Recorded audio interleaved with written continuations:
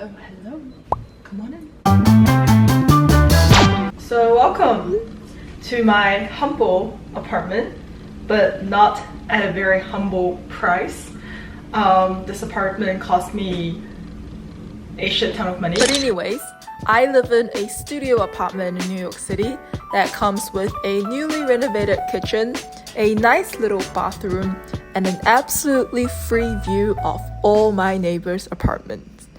So let's start with the living room. As you can see, there is a lot of living in this living room. Maybe a little bit too much living because I literally have my bed right here. I guess that's the whole point of like a studio. But here are some quick things I like about my apartment.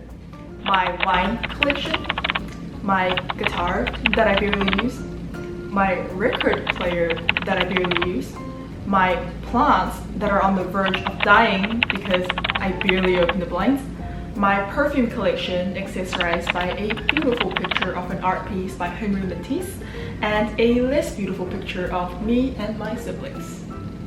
My Alexa. So this is my dining table. I also use it as a desk or workspace. When I was buying furniture, I wanted to make sure that if I ever decide to host anything, I have enough space for at least 4 people. I kind of want a moment to show you guys this wall. I call it the memory wall. As a proud Pinterest girl, I like to collect these things that are meaningful to me.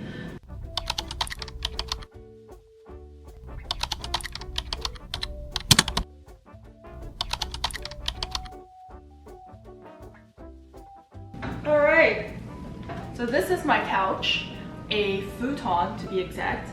This converts into a bed if you don't know what a futon is. As you can see, this is the only piece of furniture in this entire apartment that is not white. If you can't tell by now, white is probably my favorite shade because white is not a color. Black is not a color either. The main function of this couch, like every other couch, is to host guests and chill and maybe do a little reading. So that brings us to the bookshelf that I have on my left-hand side. This is a funky little bookshelf that I got off Facebook Marketplace at a very sexy price. And then I quickly realized that it's kind of confusing because there's like a closet space over here and then there's like shelves. I do have this reading lamp that is connected to my Alexa, so it makes it really easy for me to read books. Alexa, turn on the light. Okay. Alexa, make light orange. Okay. Alexa, make light red. Okay. Yeah, I really thought that buying this bookshelf will make me read more books, but instead, it kind of just gave me an excuse to buy more useless shit. For example, this projector that I own that I never use.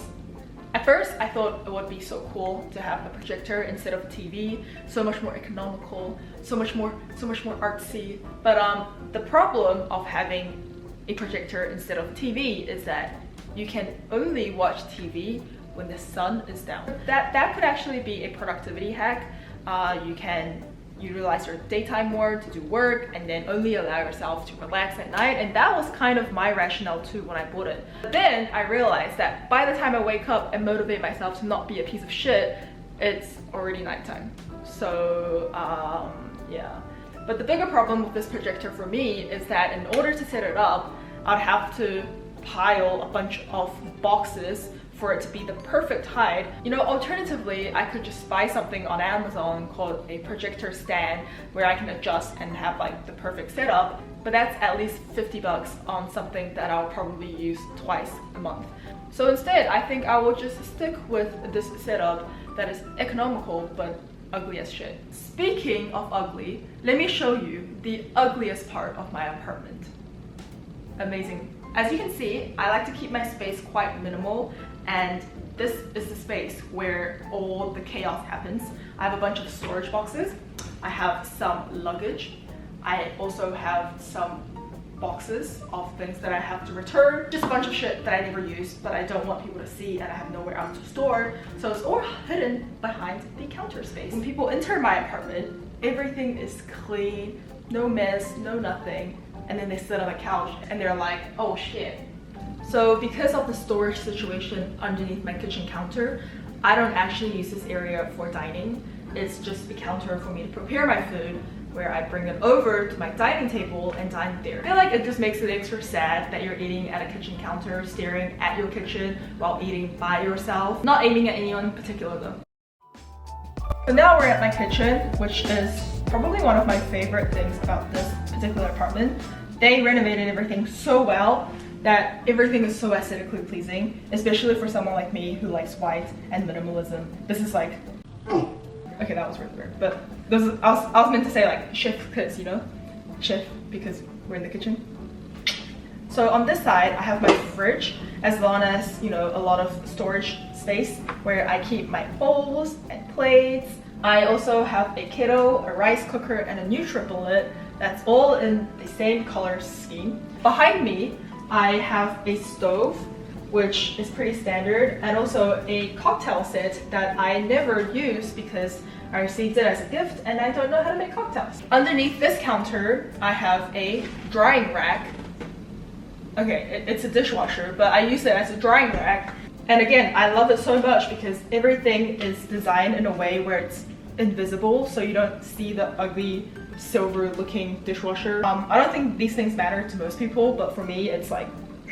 So as you can see, the microwave is no longer invisible, but it's great because I actually have a space to stick on all the magnets that I collected when I was traveling in Europe.